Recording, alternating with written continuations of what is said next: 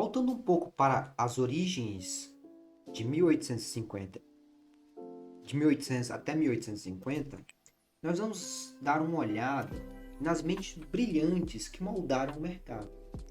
A gente já passou por uma visualização geral da história, como ela é feita, né? Mas hoje, agora nesse vídeo, nós vamos ver uma jornada pelas decisões visionárias que criaram a base do sistema financeiro moderno. Para iniciar, nós vamos ver o contexto histórico de guerras e oportunidades. As guerras napoleônicas de 1803 até 1815 foram conflitos que devastaram a Europa e criaram enormes necessidades de financiamento. Os governos eles precisavam de capitais urgentes para financiar exércitos e campanhas militares. Então isso foi uma oportunidade única para banqueiros visionários que souberam aproveitar o momento. Revolução Industrial. Com a expansão das fábricas e ferrovias, criou uma demanda por capital de longo prazo. A necessidade de novos instrumentos financeiros para canalizar poupanças para investimentos. E aí que surgem as mentes brilhantes que viram oportunidade onde outros viram apenas riscos. E isso é muito importante. Nathan Mayer, Rothschild, o gênio financeiro. Eu vou tentar colocar uma imagem dele aqui na edição do vídeo. Uma frase dele é: compre quando houver sangue nas ruas, mesmo que seja o seu próprio sangue. Ele foi o homem por trás do império, como nós já vimos anteriormente no nosso resumo histórico. De 1777 até 1836, ele nasceu em Frankfurt, mudou-se para Londres em 1798 aos 21 anos, e ele tinha uma visão estratégica. Ele percebeu que informação era poder e criou a primeira rede de inteligência financeira da história. Eu não diria que era a primeira, mas eu diria que naquela época era a maior da história do mundo, né? Porque rede de inteligência financeira, elas existiam mesmo antes dessas épocas, né? Só que não na escala em que este homem viria a criar. Ousadia transformou um pequeno negócio têxtil em Manchester no maior banco de investimentos do mundo. E sua influência, ele chegou a ser o mais rico que muitos reis e influenciar políticas de nações inteiras. Quais foram as inovações de Rothschild em termos de rede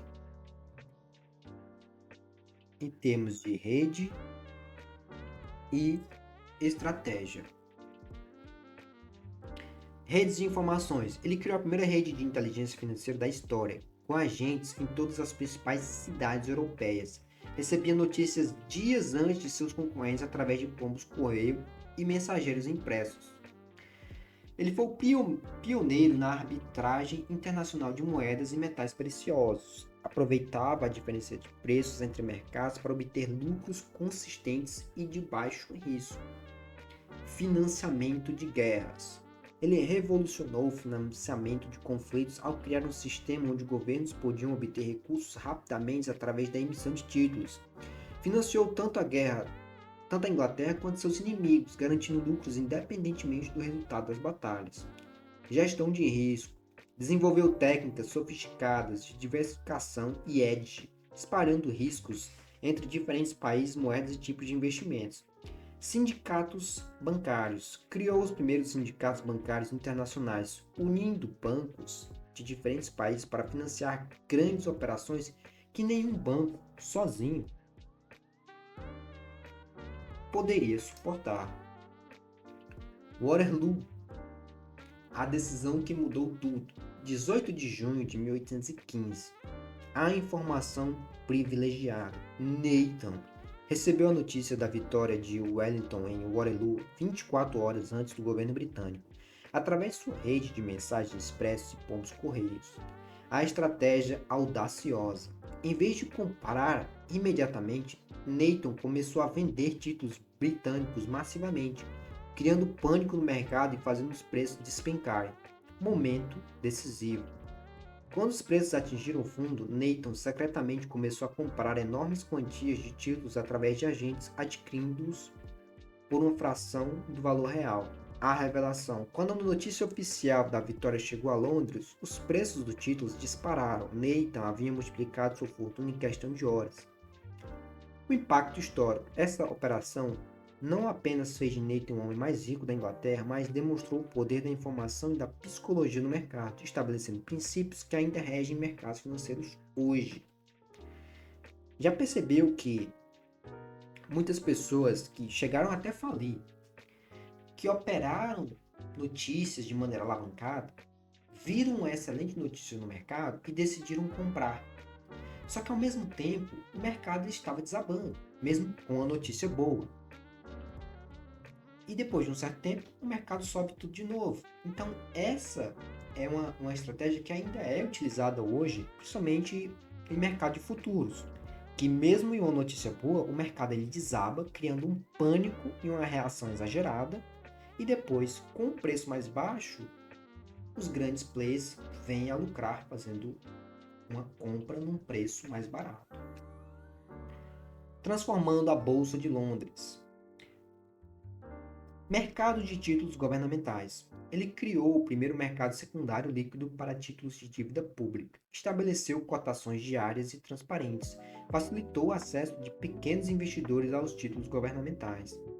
Mercados internacionais. Conectou Londres aos mercados de Paris, Frankfurt, Viena e Nápoles, como nós vimos anteriormente.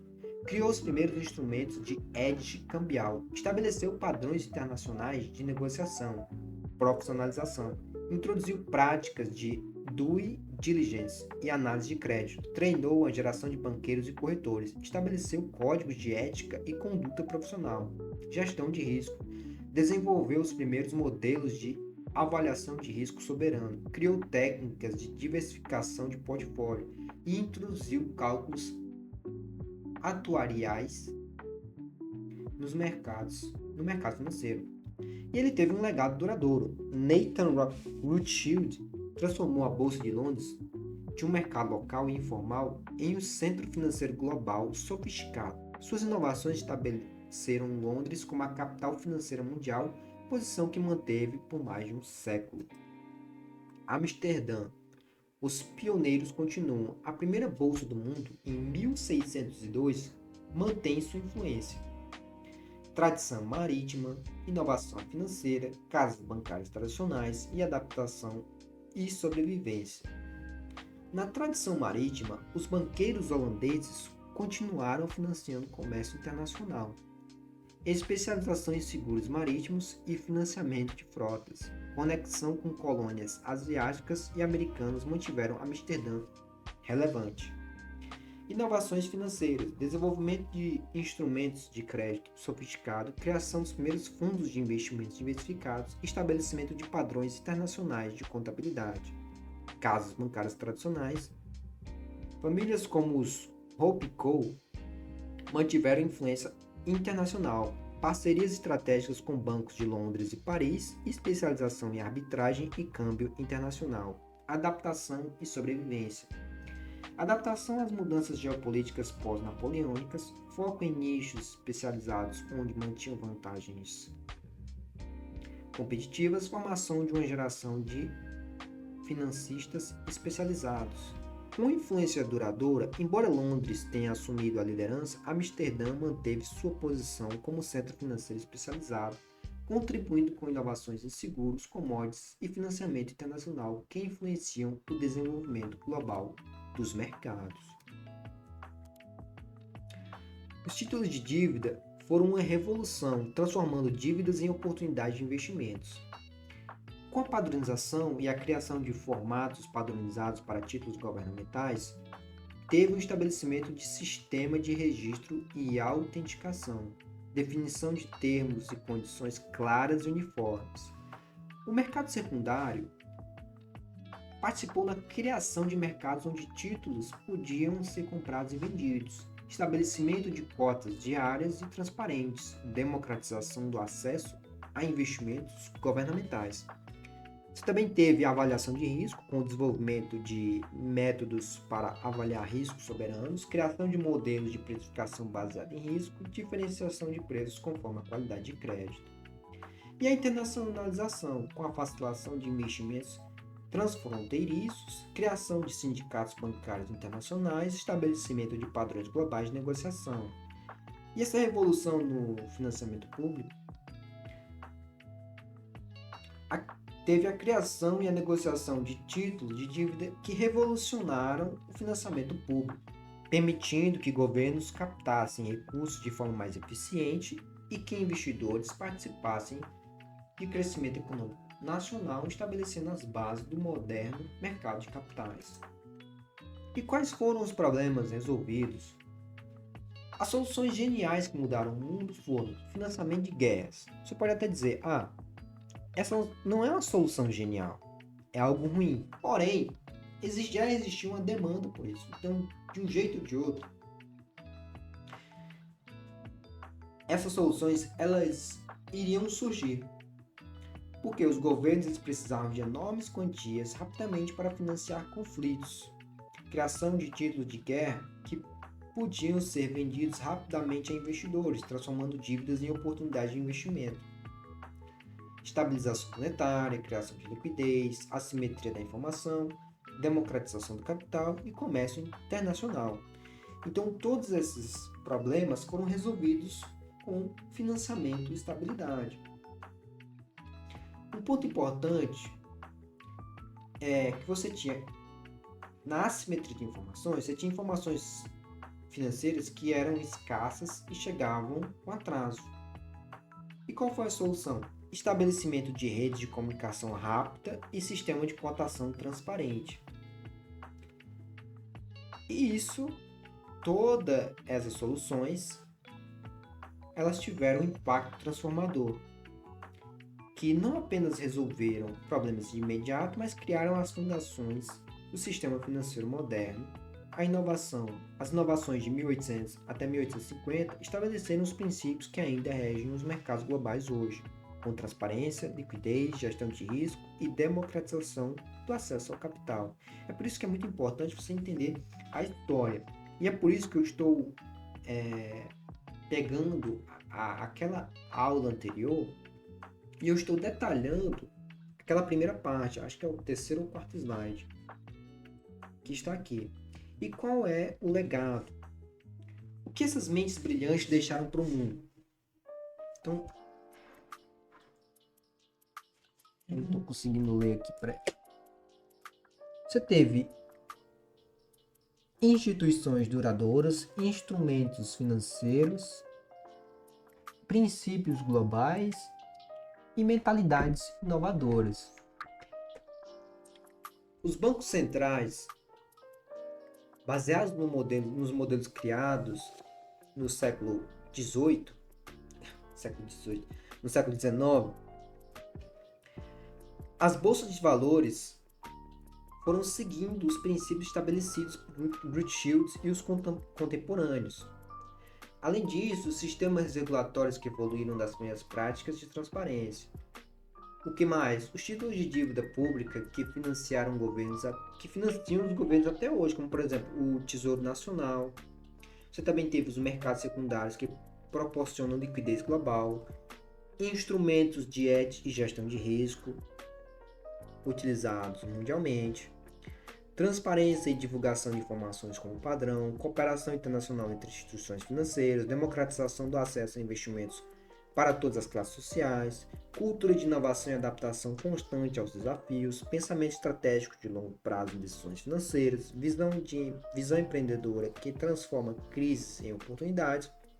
E você teve uma herança eterna. As mentes brilhantes de 1800 até 1850 não apenas resolveram os problemas de sua época, mas criaram um legado que continua a moldar a nossa economia global. Suas inovações de princípios e visão estratégica estabeleceram as fundações sobre os quais construímos o mundo financeiro moderno. Você pode até dizer que algumas dessas inovações, algumas dessas soluções criaram ambientes um tanto que estáveis no quesito de financiamento de guerra. Mas sem sem essas soluções, você não teria muito do financiamento que nós temos hoje. Porque hoje, mesmo nós estamos passando por alguns momentos de guerra em alguns locais do mundo, alguns até dizem que podemos estar caminhando para uma terceira guerra mundial, mas nós temos que entender que essas soluções, na maior parte das vezes, na maior parte do mundo, foram utilizadas para o bem, como infraestrutura, saúde, educação e segurança pública. É claro que essa é a ideia, que é o financiamento público, a ideia da dívida pública do governo é construir e financiar hoje instituições e infraestrutura para a população, mesmo que você diga que o governo não faz isso corretamente, com uma extrema ineficiência e com um custo muito alto para a população, a ideia não é essa. Então, os erros normalmente eles acontecem por má gestão do governo. E o mercado ele tende a se adaptar a isso. Hoje, numa economia distribuída e descentralizada, nós estamos caminhando para um mundo em que as decisões elas são tomadas pelas camadas mais baixas, pelas bases, pela maioria e não por uma minoria. Então, assim, mesmo que você diga que os títulos de dívida pública eles têm sangue, de fato tem, só que não está nos títulos do papel, está na mão das pessoas, porque o papel ele não faz nada, né? Mas o sangue está na mão das pessoas que usam para o mal. Então o problema não é a tecnologia, o problema não é a solução que for criada, o problema não é o sistema, e sim na maneira como que ele é utilizado. Uma faca ela pode ser utilizada para cortar uma carne e fazer um churrasco, assim como pode ser utilizada para ceifar uma vida.